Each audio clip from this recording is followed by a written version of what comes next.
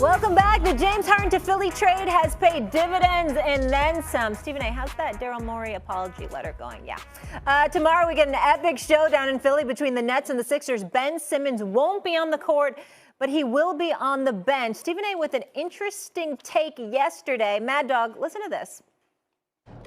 Anything he does, even if he shoots, let's say, for example, he shoots 42% from the field. He shoots 35% from three-point range. He averages 26, 27, but relatively inefficient compared to what he's capable of doing. Philly is still good because it's much better than what Ben Simmons was going to give you. Yeah. That is the greatest argument you could make for the Philadelphia 76ers at this moment in time. Christopher Russo, do you agree that Harden is playing with house money? Absolutely not. I like the trade. I think that he's much better for that team than Simmons is because Simmons can't throw the ball in the ocean off a boat. Mm-hmm. So I understand that. And he can't make free throws, and you can't put him in there in the fourth quarter. And Harden, you can certainly do that. But Harden is playing he's playing for something else. This is a guy who's played in one final, and he was bad off the bench for Oklahoma City. And we have a litany of games. Should I go through the Golden State Game 7 a few years ago when he hoisted up 13 threes and made 2 of them? It was awful. How about San Antonio in games in that series against the Spurs when he was up? Oh, my God. Yeah. Or when he got mauled when McHale coached the Rockets when they got killed by Golden State. Should I go through some of these spots for him in the big – last year we give him a break. He had a bad hamstring. So last year we give him a break.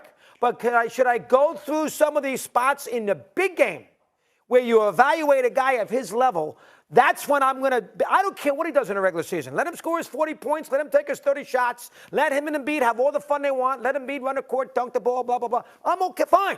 You know what I'm going to find out about Harden? When he's playing in a spot where it determines if he plays in a final. Let me see when he plays in Milwaukee in a Game 5 in a big spot or a Game 6, elimination game. Let me see him play if Irving plays when his Durant's in the mix. Let me see him respond in those situations. And if he ever gets to a final, which he hasn't done theoretically, let me see him go out there and win a championship. That's the report card for Harden. The report card for Harden, in my eyes, is not about, well, is he better than Simmons? Of course he's better than Simmons. In the NBA, in the fourth quarter, in playoff games, you got to score. Mm-hmm. And Simmons can't score. Right. You can't be a great player if they put you on the bench with 6 minutes to go because you can't make a free throw. Right. And you can't shoot a three. I mean, it's about putting the ball in the basket. Harden's going to have to do that with the season on the line consistently, something he's never done. That's his report. Doesn't have to do it. And see, here's the thing. You're thinking about it from a macro perspective. But I'm here to reel you in, doggy, and get to the micro perspective. Is Harden playing with house money in Philly? In Philly is the operative words there.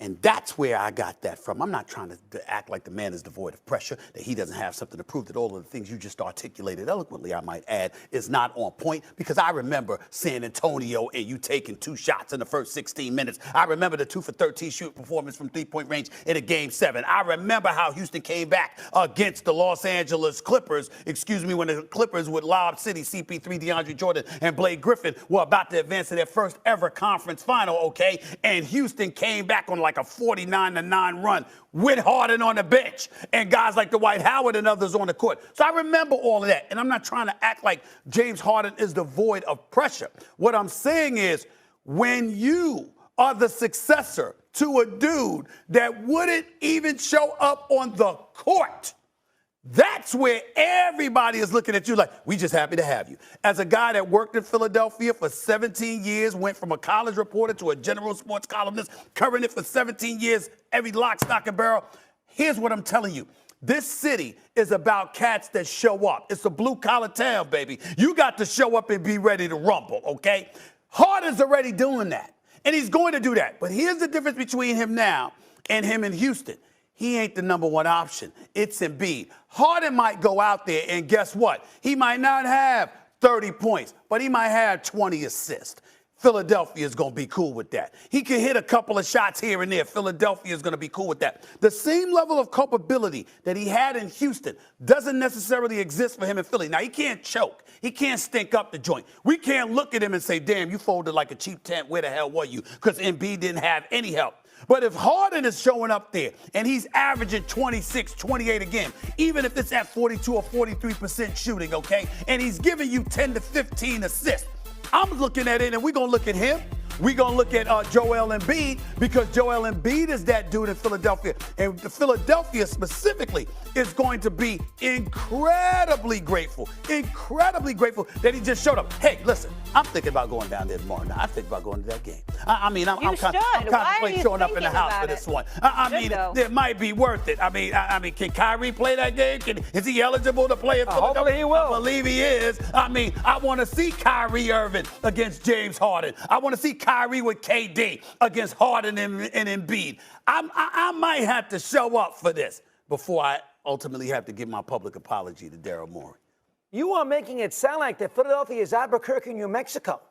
What? There's no pressure on playing in Philadelphia? No. That's a northeast town that lives and breathes their sports, and if he doesn't respond and take them into a final, it's not Embiid who's going to get the abuse, it's him. Oh, excuse me. Come on. He can't play like garbage. I'm not saying that, but he ain't the number one dude in Philly. That would be Embiid. He's a guard, though. The ball's in his hands. It's going to start with him. He can't play like garbage. That's what I'm saying. He can't play like garbage, but he doesn't have to be what he was required to be in Houston. He doesn't have to be that. Just like when he got to Brooklyn. Remember, he changed his game. He modified his game because he was supposed to be on the court. I gave him a pass last year. Exactly. All right? I granted that one. And I'm saying that's what you're going to end up doing this year. No, hey, come on. He's Philadelphia spot. By the way, I worked in Philly, too. Did you know that? I did not know that. WIP, 1987. Wow. Did you know they offered me 10-1 on Monday through Friday? Who? And I didn't take it. Did you know that? That's before you. That was before me. That's before you. That's 6 years before I arrived there. You Mr. Philly. I was Mr. Philly before you were Mr. Philly. Okay. Yeah. All right, that's number one. Number two. Okay, you got me there. I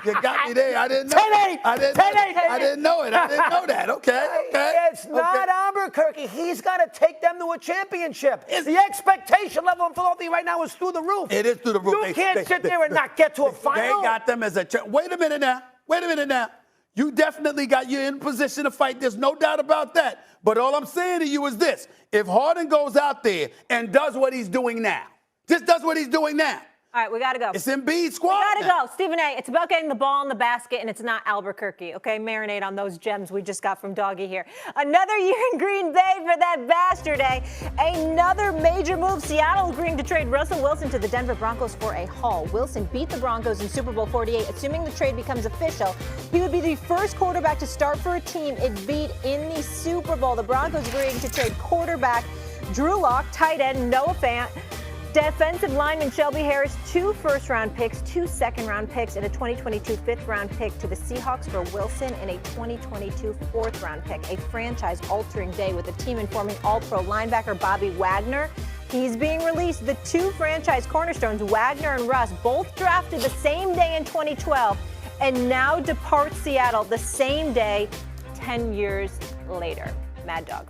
Well, does Russell Wilson make the Broncos legit Super Bowl threats? I think you have to say he does. Now, he wasn't great the last year or so. He lost a playoff game with the Rams. Last year, a broken finger, but he wasn't phenomenal. So a lot of people think maybe he's peaked. But I think a fresh start in Denver, good defense, good receivers. That running back out of Carolina is very, very good that the Broncos have. Fangio built a good defense out there. I think, listen, that's a tough conference. Division's brutal. You know, Mahomes, Herbert, Buffalo, Cincinnati. There's a lot of good teams. Yeah. But does it put Denver in the conversation that they could be in the 2023 Super Bowl or 2022? Yeah. Absolutely. Well, definitely so. I mean, you're starting off on the right foot, good Doggy, right there, because it's absolutely true. A matter of fact, I think one could argue them as the favorite. I don't believe so, because I'm looking at Patrick Mahomes, no doubt. But if you look at Denver, they've got a pretty damn good defense. You look at their receivers, you got a guy like Cortland Sutton. This brother can play. We know that he can ball out. You got a stout running game. The impediment to their success has primarily been about their quarterback. Period. They haven't had one really since Peyton Manning departed. It's just that simple. You had Elway, you had Peyton Manning. In between, nothing worked. After Peyton Manning, nothing really worked. We look at Russell Wilson right now, and we've got to sit up there and say, when you look at the rest of their squad right here, I mean, just look at some of these guys. Javonte Williams and Melvin Gordon ran for over 900 yards. We've got to take that into consideration. Again, Fant is gone, but Cortland Sutton was there. He's still there. We got to look at that. Jerry Jeudy is no joke. He got injured. We expect him to be back 100% ready to ball. When you look at at their wideouts, when you look at their running game, if you are a quarterback, you can't ask for much better than that. Fant being gone obviously compromises them to some degree because that was your tight end that you could rely upon. He's no longer there for you because anytime you got a guy that can catch the ball in between the numbers, that's a big deal. But in the end, what it comes down to, the suspect play we've seen on the defensive side of the ball for the Kansas City Chiefs. The rookie coaching of Staley in L.A. with the Rams. Oh, terrible. Okay, then you've got Derek Carr and the Oakland Raiders. Now you've got, Las Vegas Raiders. Now you've got Josh McDaniel there. We'll see how much of an impact he has with a guy like Derek Carr. But because there's question marks in Las Vegas and Los Angeles with Kansas City's defense, I think you got to look at Denver right now and you got to say, hey, excuse me, this is a legit Super Bowl contender because it's really about Kansas City. It's really about Tennessee. It's really about Buffalo. In Buffalo, obviously, they got their stuff together. They just got to get over the hump with Kansas City.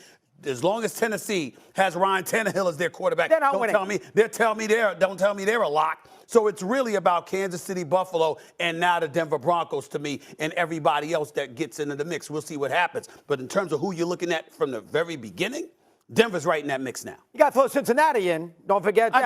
I don't. They just got to the Super Bowl. Stephen A., they were just in with Joe Burrow. Do I look like I care? I don't care. Cincinnati had a very good year. Props to them for getting to the Super Bowl. But I'm still looking for the Steelers to see what they get as a quarterback. But if Lamar Jackson comes back and he's 100%, I'm not ruling them out either. I know Joe Burrow's big time. I understand what